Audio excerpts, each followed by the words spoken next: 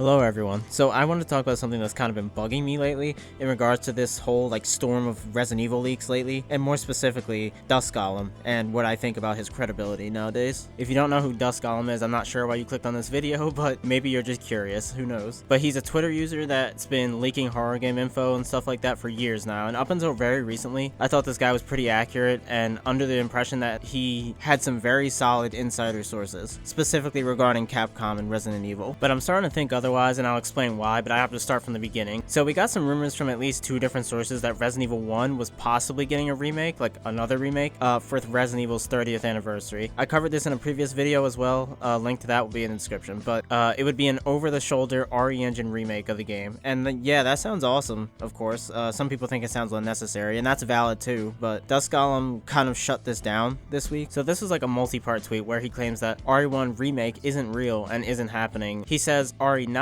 is not getting an announcement anytime soon and actually has been internally delayed until late 2025 or 2026. He also says in the same thread that Code Veronica and RE0 are both getting a remake that is actively in development. So about RE9 being delayed to 2025/2026, I'm not saying it's impossible or that it's definitely not happening, but we've heard him say something very similar to this in a previous quote-unquote leak for Resident Evil 8, which ended up being completely and utterly false, which is just one of the many things he's been wrong about, but I'll get into that a bit later. But also that would mean we'd get a full year without a Resident Evil title, which hasn't happened since before Resident Evil 2 Remake, I believe. I think it's pretty clear that Capcom's aiming to make Resident Evil a yearly game, like a yearly release. Whether you think that's a good idea or not, it seems like that's what they've been doing. They've kept that schedule since like 2019, which is just one of the reasons I don't necessarily believe this statement about Resident Evil 9. Code Veronica Remake makes perfect sense. I mean, it's the most requested remake, but that also works against his credibility because that's a pretty safe bet that they're working on that. RE0 getting a remake, I guess that makes sense since it's chronologically the first game, but despite that, I still think RE1 Remake makes more sense because it was the first game in release order, and it probably needs the most lore touch-ups out of any game in the franchise since it is the first, in my opinion. So I started looking at a lot of Dusk Golem's previous statements regarding Resident Evil because I was really starting to question his reliability for leaks, and I came across this conveniently compiled list of Resident Evil 8 leaks before its release. Not just from Dusk Golem, but from pretty much anywhere. Like all the leaks that were talked about and reported upon before Resident Evil 8 came out about the game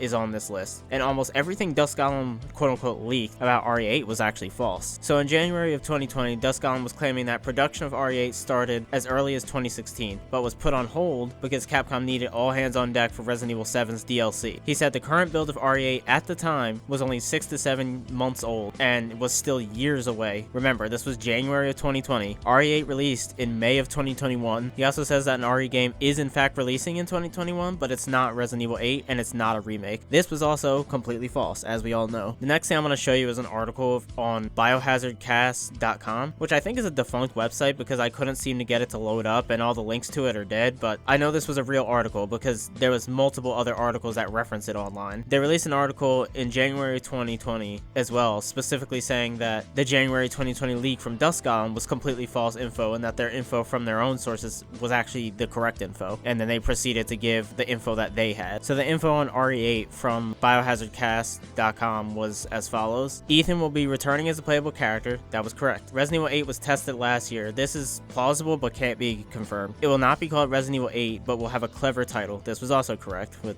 Resident Evil Village. The game will be first person like Resident Evil 7. This was correct. Gameplay starts in a village leading up to a castle. This was also correct. The environment will be rural, snowy, and mountainous, possibly in Europe. This is correct. Regular zombies will be appearing instead of the molded from Resident Evil 7. This was pretty much also true, even though there's not really too many zombies in this game. The molded definitely are not present. So there's a persistent shadowy female enemy that will follow you but will dissipate if shot.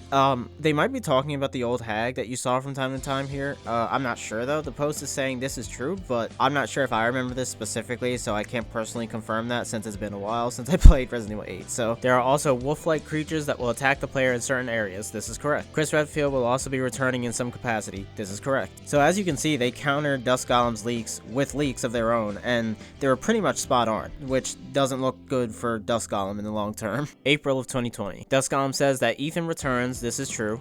He also says that RE8 was originally Revelations 3, which we have never heard before or since, and shows no sign of that being the case, so as far as I'm concerned, that is false. He also says RE purists will hate the game, Resident Evil 8, because its enemies and characters are a major departure from the series. This is not true either. Again, no idea what he meant by this because the game fits very in line with prior Resident Evil titles. May of 2020, Dusk Golem claims there are multiple villains in Resident Evil 8. This is true, but that's a very safe bet considering it's a Resident Evil game. Most of them have multiple villains, which the Reddit post mentions as well. He also claimed in the post that there's a villain that plays a role in the game named Alan. I don't know where he got that from, but that of course was not accurate, but I will say that he did mention in the same tweet that it's unconfirmed info, the Alan thing, which he doesn't usually say, so I'll give him that. April of 2021. So RE8 is revealed by this point. He talks about Moreau and his area, which is the sea monster guy, if you don't remember from RE8. He says there's a snowy forest and swamps and that you trek through the water in this area. I believe this was also false, at least I don't remember physically being in water in his area. I just remember being around water because Moreau is a fucking fish person, so of course, but I don't think you actually step foot in any water from my memory. I know that's nitpicky, but for me to make my point, we have to talk about every detail here. He says there's mermaid siren enemies that shriek at you in the water as an attack and come after you when you're in the water. This doesn't exist. He says there's a tyrant-esque monster in the area that spews acid. This also does not exist. He says the area is cult-like and that there's enemies doing rituals. This was false. He also says that this is one of the biggest boss arenas in the series and that there's a boat section with a lake monster. This was also false, though I will say Moreau is essentially a lake monster, but I can't really give him the benefit of the doubt here. So those are all the RE8 leaks he was completely wrong about, and this is just RE8 specifically, so chances are he's been wrong about quite a few other things, just going off his track record, so I don't trust him 100% like I used to.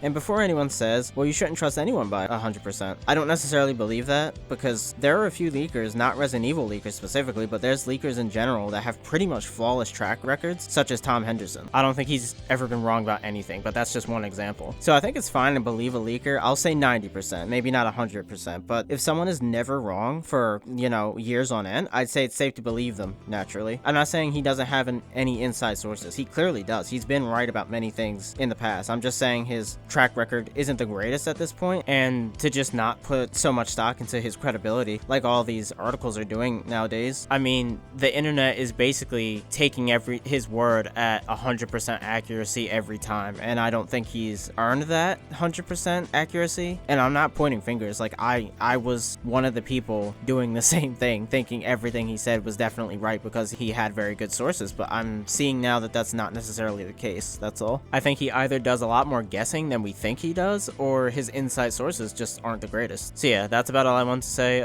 This is not like a hit piece on Dusk Golem. I don't hate him or anything. I'm just speaking from my perspective on how I don't believe he's as credible as people seem to think. That's all. But yeah, that's about it. Hope you guys enjoyed, and I'll see you guys next time. Peace.